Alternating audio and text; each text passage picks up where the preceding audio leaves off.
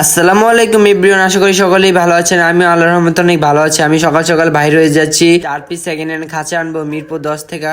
আজকের ওয়েদারটা মাশাআল্লাহ অনেক সুন্দর। মিরপুর থেকে কিভাবে আমি খাঁচাগুলো আনবো টেনশনে ছিলাম, এত কিছু না ভাবে আমি তাড়াতাড়ি রিস্কা নিয়ে ফেললাম। আমাদের এলাকার রাস্তা যে ভালো দেখতেই পাচ্ছেন, এত পাকা রাস্তা কোথাও পাবেন। অনেকে ভাবতে পারে যে ভাই হঠাৎ এতগুলো খাঁচা আনার কারণ, আমি আপনাদের বেশ কয়েকদিন যাবত বলতেছিলাম যে আমি জাপানিজ বাজিকার পালবো, তার জন্য আমি এই খাঁচাগুলো কালেক্ট করা। এত দূর থেকে মিরপুর থেকে আনা অনেক, আমাদের এখান থেকে প্রায় 1.5 ঘন্টা সময় লাগে মিরপুর থেকে আসতে আমাদের বাসায়। অনেকে বলতে পারেন যে ভাই মেট্রো দিয়ে চলে যেতে পারেন। ভাই মেট্রো দিয়ে যাওয়ার পরে ওইখানে যায় যদি কোনো রিস্কা এখানে না আসে, তার জন্য এলাকা চীনা পরিচিত একজনের রিস্কা উঠা একবারে ডাইরেক্ট ওইখান থেকে নিয়ে চলে আসবো, কোনো ঝামেলা হবে না। তার জন্য আর কি রিস্কা দিয়ে যাওয়া। মাশাআল্লাহ ওয়েদারটা অনেক সুন্দর, দেখতেই পারতেছেন সকাল সকাল কি সুন্দর ওয়েদার। আমি সকালবেলা তাড়াহুড়া করে বাহির হয়ে পড়ছি, তার জন্য কোনো রাস্তাও করতে পারি নাই। সেই জন্য একটা চার দোকানে থামেয়া কোনো রকম হালকা পাতলা নাস্তা করে নিলাম, চা খেয়ে নিলাম। ওয়েদারটা মাশাআল্লাহ অনেক সুন্দর। হালকা পাতলা নাস্তা করার পরে আমি চলে গেলাম মিরপুর 10-এর দিকে। গায়ে দেখি লোকটা ছাদে দিকে খাঁচাগুলো নিচে নামায় রাখছে আমার জন্য। রিস্কে এগুলো সেট আপ করার জন্য আমি একটা রশি নিয়ে নিলাম, কারণ এগুলো বাঁধতে হবে ভালোভাবে, কারণ অনেক দূরে যাবে 1-1.5 ঘন্টা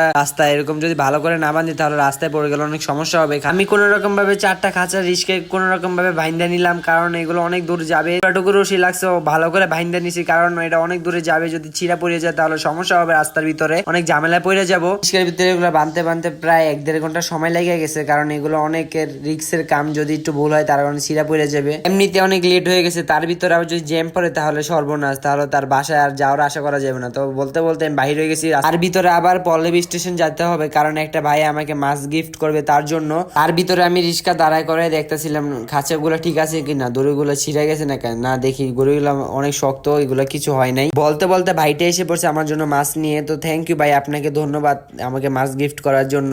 আমি মাছ নিয়ে তাড়াতাড়ি করে রিক্সায় উঠে তাড়াতাড়ি করে চলে আসলাম, কারণ এমনিতে অনেক জ্যাম হবে। যদি জ্যামে পড়তাম, মিরপুর 10 থেকে আমার বাসার এখানে আস্তে আস্তে প্রায় 11টা বাজে গেছে সকাল। আমি এখন একটা একটা করে খাঁচা নিয়ে বাসায় আস্তে আস্তে করে নিব, কারণ আমি একাই 4টা খাঁচা নিতে হবে। আমি আস্তে আস্তে করে বাসায় 4টা খাঁচা নিয়ে এসে পড়ছি। এখন এগুলোকে বারান্দায় নিতে হবে, বারান্দায় নিয়ে ভালো করে এগুলোকে জীবাণুমুক্ত করতে হবে, স্প্রে মারতে হবে। আর এগুলোর বাজে অবস্থা পুরা। অনেকে আমাকে বলে যে ভাই আপনার খাঁচার সাইজ কত? ভাই আমার খাঁচার সাইজ হচ্ছে 36/18। আপনার যদি নিতে চান তাহলে অবশ্যই 36/18 নেবেন, তাহলে আপনারা 2 জোড়া ককাটেল অনায়াসে পালতে পারবেন। আমার রুমে সেট আপ গুলো আমি বারান্দায় নিয়ে যাবো, এগুলোর ভিডিও আপনারা ইনশাল্লাহ পাবেন।